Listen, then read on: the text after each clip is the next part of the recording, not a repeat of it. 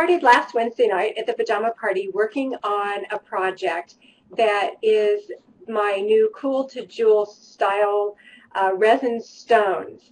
And so I'm going to jump on over to my demo cam. Let me bring it up here. And I have a few more techniques to share with you today. We got so much positive response to this on Wednesday night. I thought I'm going to come back on today, share with you a few more techniques, and let you know that these are available, these pieces for these bracelets are available at the Cool2Craft marketplace. So let me jump on over to my craft cam.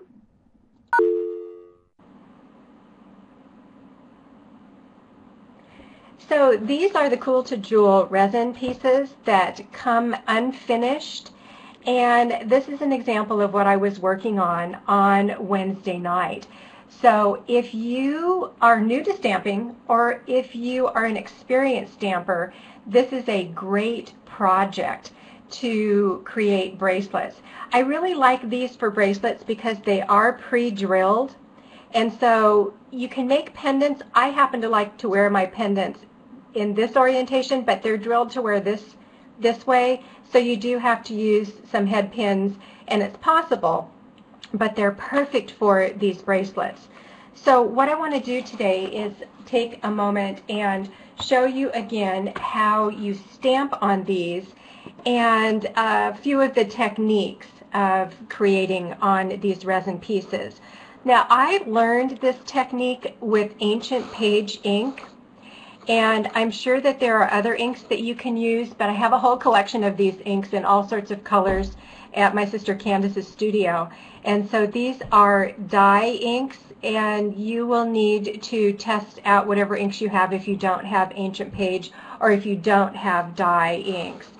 So what you do is you directly apply your color right on to the stone from the pad.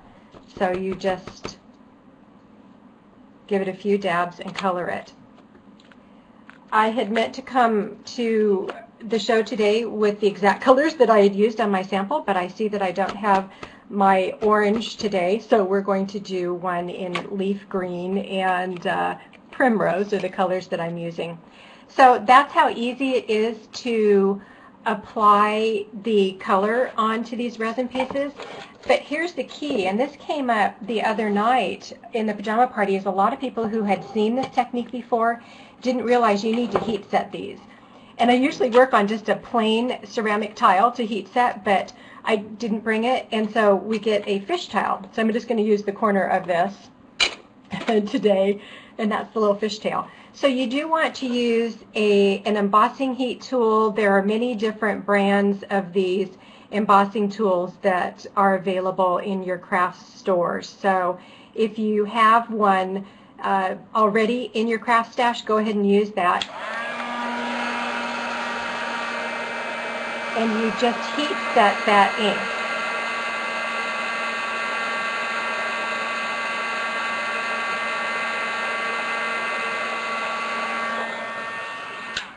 So it takes a few minutes to heat set the ink, and so take your time in this step. You want to be sure that that's completely dry in order to start stamping your next layers.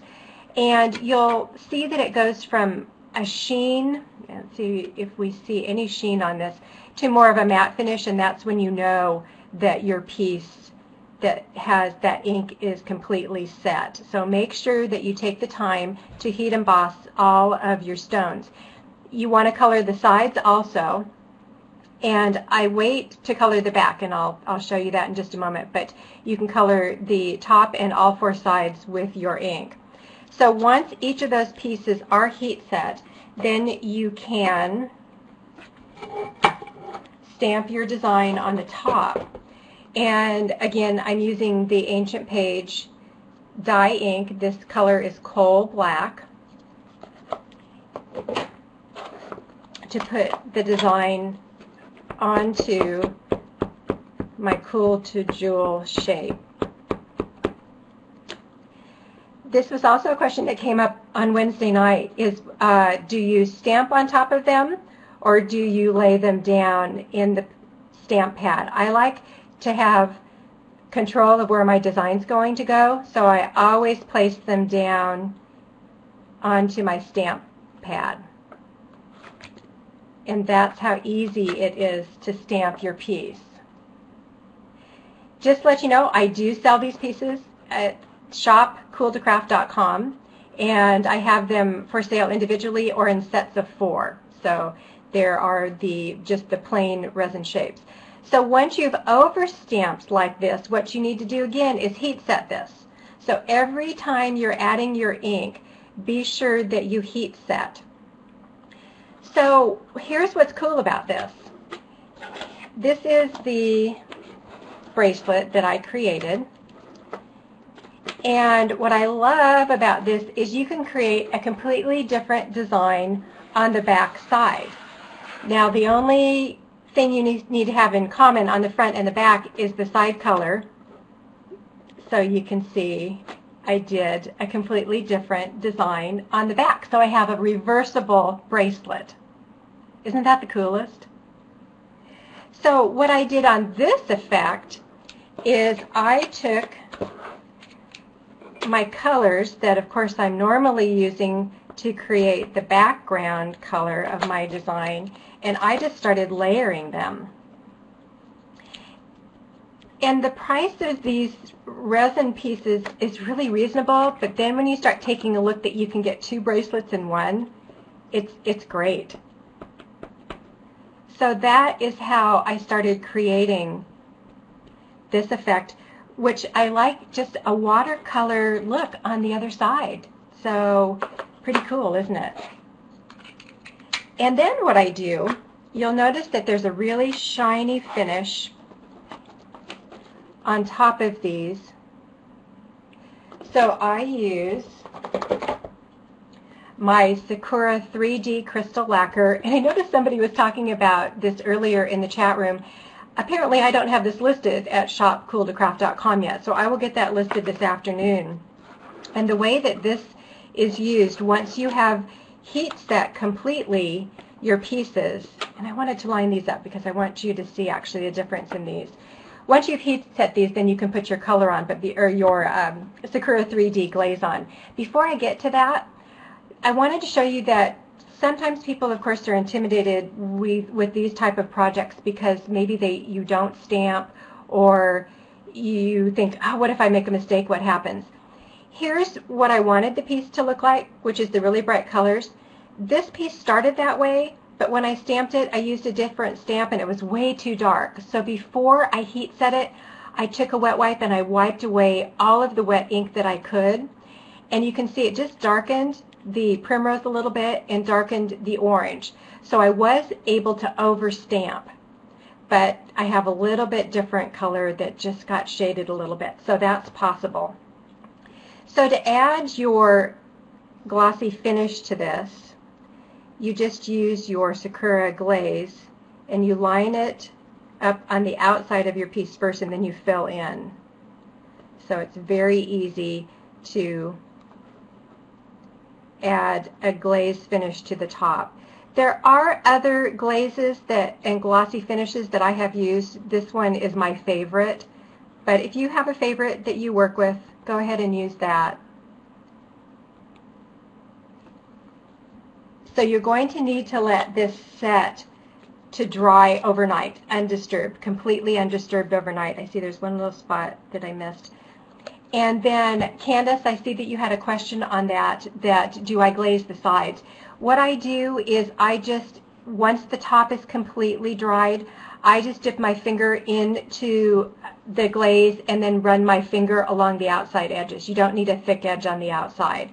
Then once this side is completely glazed and dried, then you can add a glaze to the other side. So another technique that I tried here is what happens if I stamp a design that I don't like. This piece I had a design fully stamped like this, and I glazed over it, and the glaze didn't dry right. So what I did is I started peeling off the glaze, and it left a little bit of a stamp design, and then I just sanded it. So I was able to get the resin back almost to its original state, so I can use this. I hate to waste any of these, so I just wanted to let you know about that. Also, let's see if I have the piece here. I wanted to see if I could make these look more black and white because they are just an ivory color. They're a little bit off-white, and so I did use my Stays On opaque cotton white, and I stamped it onto the resin, and I heat set it and then stamped over it, and you can see that I did get a really nice black and white effect, and I love that. So that is my project for today. These are my new Cool2Jewel bracelet pieces, and I will be sure that, oh, I wanted quickly to tell you the way that I string these is that I am using, there's a couple of different ways. You can use your elastic cord. It's a really fast and easy way to use your stretchy cord. When you use your stretchy cord and you tie it off, you do need to use your bead fix on your knots in order to get those knots to hold. And you can also then string this on to your bead stringing wire if you'd like to. This is wire, it has the price on it from our studio. You can also use your beads and then use your findings to close it off each end. You'd use your crimping beads and also use your closures at the end. So a couple of different ways that you can finish off your bracelet.